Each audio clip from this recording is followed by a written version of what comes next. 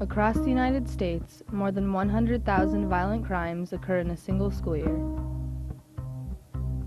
5,000 of us are victims of bullying every day.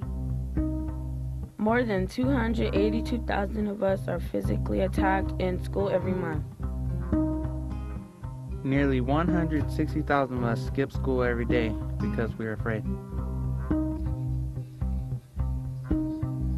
Research shows us that countless acts of serious violence in schools have their seeds in bullying. Whether it's family instability, the pressures to succeed, a continual bombardment of violent imagery, or easy access to weapons, many of today's schools are becoming more and more dangerous. For thousands of children, bullying is a very serious and frightening reality. It's a behavior that must be addressed by adults in order to avoid what can often result in unthinkable and deadly consequences.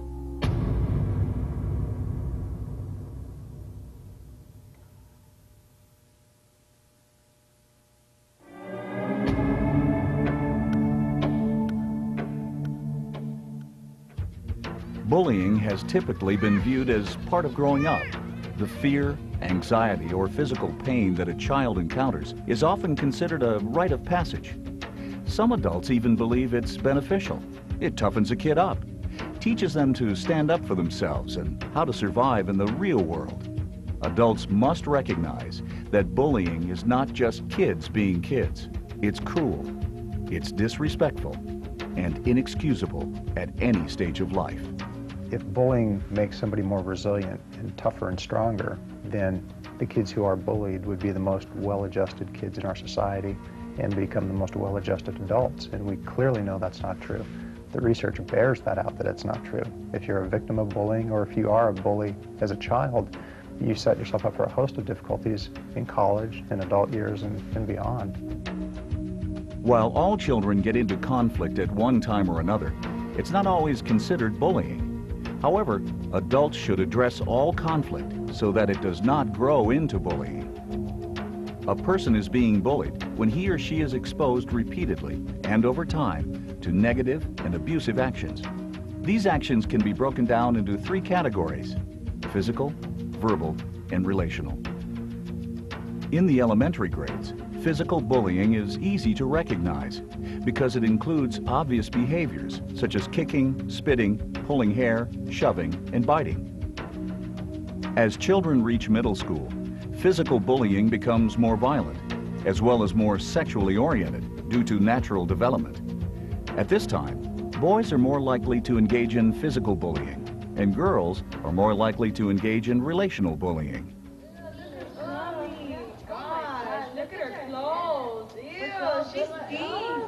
Verbal bullying is the most common form of bullying. It begins in the primary grades and continues through high school. Verbal bullying consists of name-calling, teasing, and cruel jokes about one's appearance, ethnicity, gender, sexual orientation, or physical disabilities.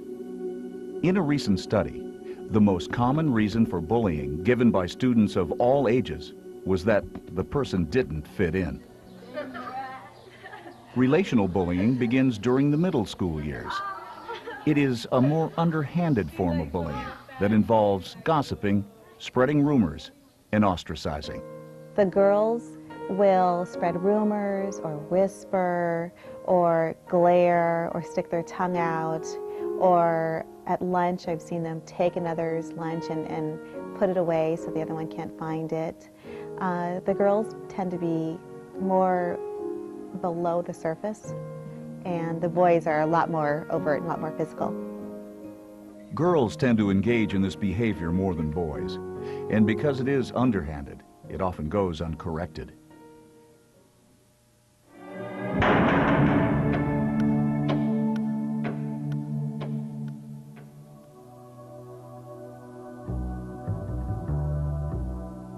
The stereotypical image of a bully is often the big, strong kid with a tough look on his face. But the reality is that bullies aren't always the biggest or the strongest, and they aren't always boys. Bullies come in all shapes and sizes. However, they do share some common characteristics. First and foremost, bullies have a need to feel powerful and in control. They carry a lot of internal anger, are defiant toward people in charge, lack interpersonal skills, and show little remorse for hurting another person.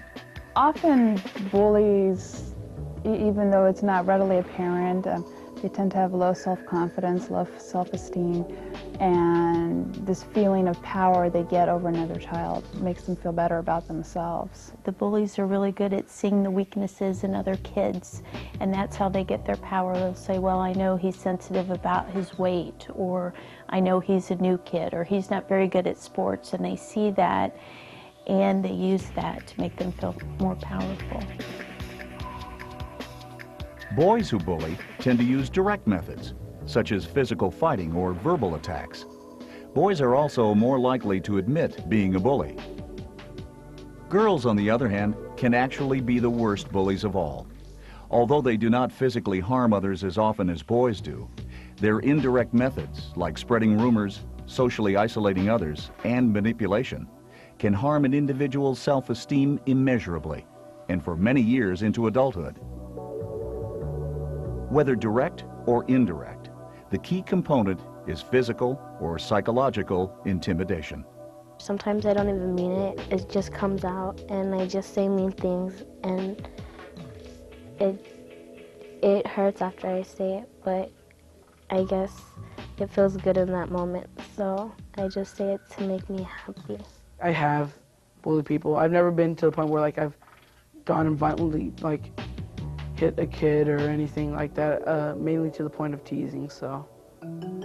There is no one answer as to why someone uses bullying tactics, but there is evidence that it is often triggered by their home environment. Most bullies that I have known in the schools, and that's been literally thousands, if you go back and look at their home situation, you'll find out in virtually every case that they suffered some of the same type of harm themselves in their own homes. Children may be learning how to bully because they're victims at home. Maybe siblings are picking on them, and they, in turn, are taking it out on their classmates.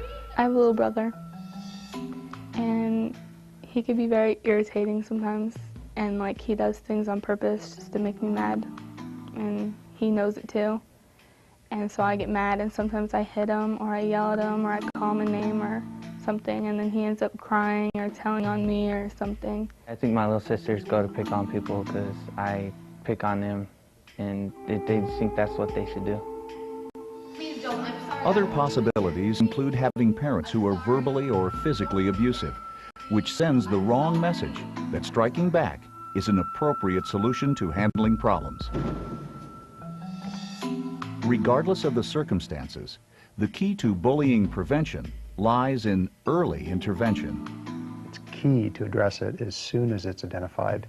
Otherwise, if left unchecked, it'll continue to gather steam, to get bigger and bigger like a snowball rolling down a hill.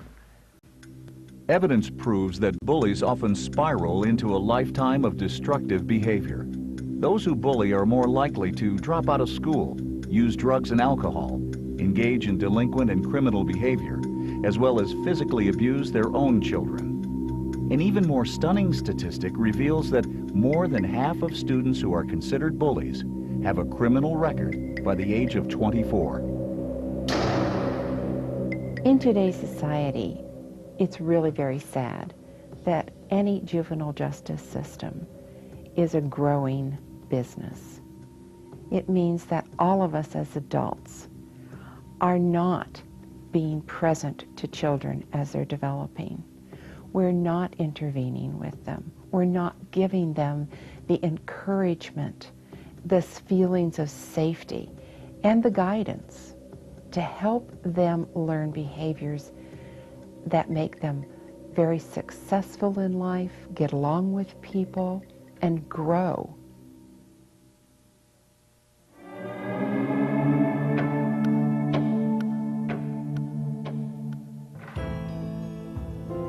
Students say that not fitting in is the most frequent reason someone is picked on. It may be the color of their skin, the way they speak, their height, weight, or even the clothing they wear. Whatever makes them different, Victims usually do not respond effectively when they are picked on. So they are viewed as safe targets, resulting in repeated bullying. They used to call me like muffin and midget and short stuff and all kinds of names, and they'd make me feel left out. I got tired of being bullied, and so basically I just stayed home from school, or I'd have my mom sign target slips, you know, for whenever I just decided, okay, I'll go today. Today's not going to be so bad. And it got so bad that I even had a warrant out for my arrest for truancy because I had quit going to school. You know, I didn't want to be there if I was going to be picked on. I've been picked since 6th to 7th grade, and I just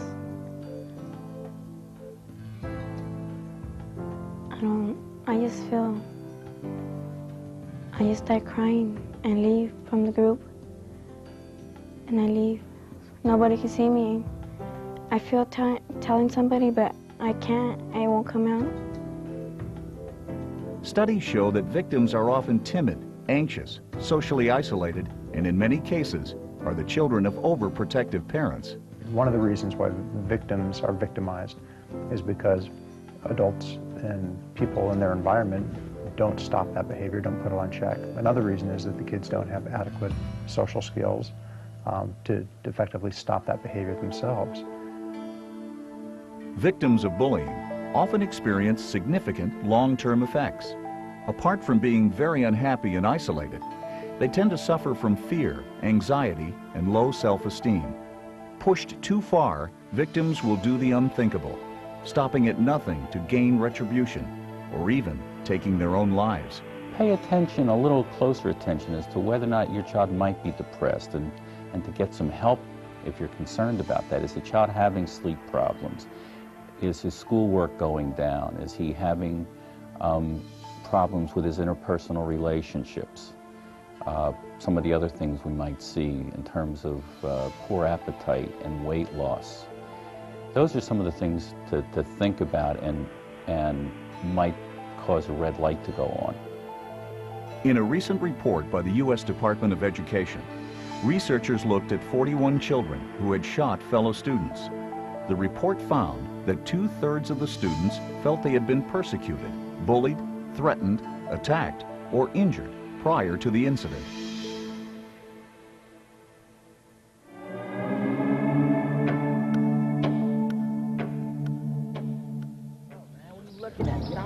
Believe it or not, the most negatively affected students on our school campuses aren't bullies or victims.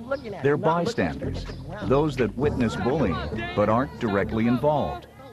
The fear of not being part of the crowd or becoming possible targets themselves forces them to respond in ways that can actually make things worse. Some bystanders intensify a conflict by yelling encouragements to the bully. Others are content to walk by and ignore what's happening, believing it's none of their business. I just want to sit there and see what happens. So if I get questioned about it, I'm just don't go in it because, it's not you. You're not involved. It's let them do it. If they want to do it, they'll get in trouble. Don't get in trouble. That's my biggest fear, of being in trouble. Unfortunately, what most bystanders don't realize is that they are in many ways the secret weapons in the battle against bullying. A lot of times, if there's one person that would take a stand against that or go up to the bully and say, you know what, that's not right, and ask that person maybe after a bully incident happened, hey, are you okay? Do you want to talk to someone? How can I help you? If those kids that are watching the bullying stand up, then it's going to tend to happen less and less. Someone who has that courage to say, this isn't a good thing to do, you need to quit, has a great deal of power in stopping the whole cycle.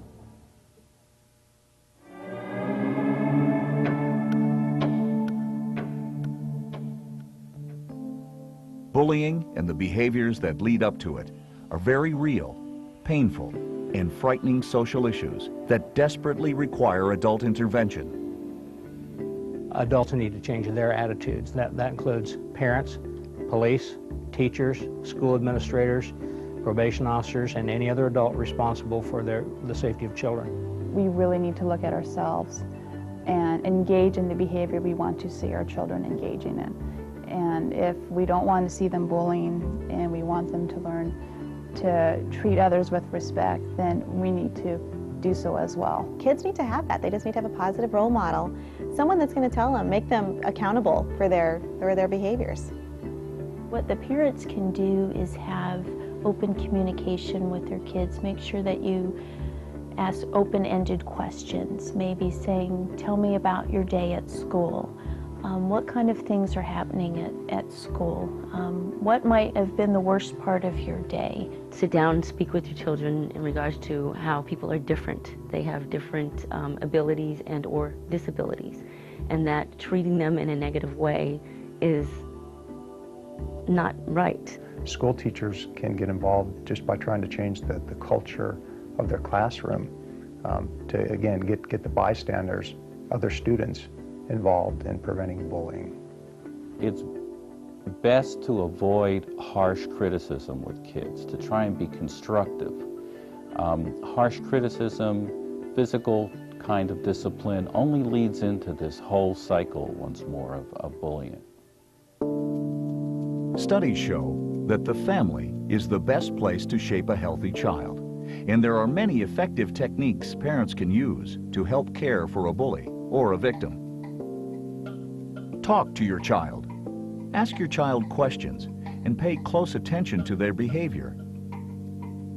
Listen to your child. Look for signs such as fear of going to school, lack of friends, or increased anxiety. Be a positive role model. Integrate conflict resolution skills and practices into everyday discussions. Remember, children learn by example. Spend more time with your child. Get to know your child, their interests, their friends, and their goals in life. Set limits. Increase supervision of your child's activities and set reasonable curfews. Cooperate with the school. Keep in communication with teachers and administrators to make sure your child is safe and that monitoring at school is adequate. Seek support. You don't have to handle this issue alone. There are many support systems in the community that can provide additional assistance if necessary. A brief scan of the newspaper headlines or television news channels is more than enough indication of the seriousness of today's out-of-control bullying issue. Believing that the problem is only something parents or schools should handle is ignoring the fact that bullying and its related consequences affect everyone. Bullying is real. It does take place all the time.